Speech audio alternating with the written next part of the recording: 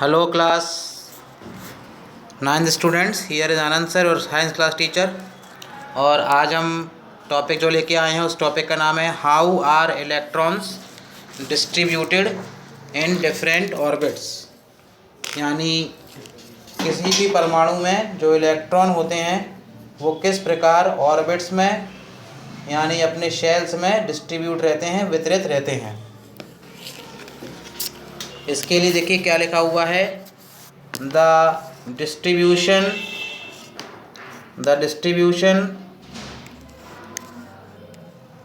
Of electrons into different orbits of atoms was suggested by bore and बरी। जिसके लिए मैं आपको बता दूं उसका फार्मूला होता है 2n² फार्मूला होता है। The following rules are followed for writing the number of electrons in different energy levels or shells. The maximum number of electrons present in a shell is given by the formula of 2n²। लिखा हुआ है देखिए, where n क्या होता है, number of shell होता है, number of shell ध्यान रखना है। The orbits number of energy levels index 1 2 3, जहाँ n की वैल्यू 1 भी हो सकती है, 2 भी हो सकती है और 3 भी हो सकती है, and so on. The maximum number of electrons that can be accommodate in the outermost shell is 8। Maximum किसी भी शेल में मैक्सिमम इलेक्ट्रॉन्स 8 रह सकते हैं, ध्यान रखना है। Electrons are not accommodated in a given shell unless the inner shells are filled। और इलेक्ट्रॉन किसी दूसरे शेल में जब तक नहीं जाएगा जब तक कि पहले वाले शेल में 8 इलेक्ट्रॉन फिल ना हो जाएं। दैट इज़ द शेल्स और filled in a step wise order. इसलिए ये शेल्स भरने का यानी जो हमारे ऑर्बिट्स हैं उनके भरने का स्टेप वाइज ऑर्डर होता है। इसका हम एग्जाम्पल कैसे समझेंगे, देखिए एग्जाम्पल हमने लिया सोडियम का हमने 11 लिया एग्जाम्पल, हमने सोडियम का 11 हम देखेंगे तो 2,8,1। तो बीच में तो हमारा आ गया सोडियम के बाद आप देख रहे हैं कि यहाँ पर है दो, एक के शेल हो गई, एक एम शेल हो गई और के एल, और उसके बाद हो गई एम हो गई, के बाद एल एम और एन।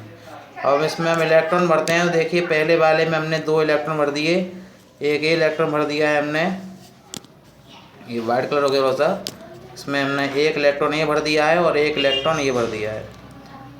फिर दूसरे वाले में हम देख रहे हैं 8 इलेक्ट्रॉन हैं, तो 8 इलेक्ट्रॉन हम किस तरीके से भरेंगे, देखिए हमने 8 इलेक्ट्रॉन भर दिए हैं, एक इसमें भर दिया है, 1 2 3 4 5 6 7 और ये 8 भर दिए, और तीसरे वाले में 1 भर दिया है। इसका फार्मूला एक और कैसे लगा सकते हैं, जैसे 2n² से निकालते थे आप, तो मान के चलिए k की वैल्यू दी आपने 1 ली है, तो k की वैल्यू 1 ली है तो इसमें रख देंगे 2 ब्रैकेट में 1 का स्क्वायर, 2 ब्रैकेट में 1 का स्क्वायर, तो 2 × 1 यानी इसमें हो गए 2 इलेक्ट्रॉन। दूसरे वाले में आपने रखा l के लिए निकाला, l बराबर 2 के लिए निकाला, तो हमने यहाँ पे रख दिया 2n² फॉर्मूला ले लिया, तो 2 × 2 का स्क्वायर यानी 2 × 2 का स्क्वायर यानी 2 × 4 यानी टोटल आ गया कितने आ गए, 8 इलेक्ट्रॉन आ गए। ऐसे तीसरा वाला हम देखेंगे तो एम हमने शेल देखा, के एल एम की वैल्यू 3 देखी, तो 2n² फॉर्मूला ले लिया, 2 ब्रैकेट में 3 का स्क्वायर यानी 2 × 9 यानी यहाँ पर होगा कितने 18 इलेक्ट्रॉन होगा। यदि के एल एम के बाद में एन देखा तो एन की वैल्यू कितनी आती है, 4 आती है, तो 2n² और यहाँ पे 2 × 4 का स्क्वायर यानी 4 यानी 2 × हमारे 16 यानी 32 इलेक्ट्रॉन। तो इस तरीके से हम किसी भी शेल का इलेक्ट्रॉनिक कॉन्फिगरेशन रखते हैं। जैसे मैं आपको 20 का दिखा रहा हूँ, 20 यानी 20 एटॉमिक नंबर होता है किसका, कैल्शियम का होता है। इसको बना के देखेंगे तो कैसे बना के देखेंगे, देखिए इसका 2, 8, 8, और 2 बन जाएगा इसका। इस तरीके से इससे हम पोटेशियम का निकालते हैं, 19 का निकालते हैं, तो देखिए कैसे बनेगा 2, 8, 8, 1। तो इस तरीके से हम इलेक्ट्रॉनिक कॉन्फ़िगरेशन यानी इलेक्ट्रॉनिक विन्यास बनाना सीख जाते हैं। यदि तब भी कोई प्रॉब्लम है तो आप मुझसे पूछ सकते हैं, और इसके बाद मुझे बता दीजिए कि क्या प्रॉब्लम है। मैं इसके नोट्स अभी आप लोगों को सेंड कर दे रहा हूँ। Thank you very much.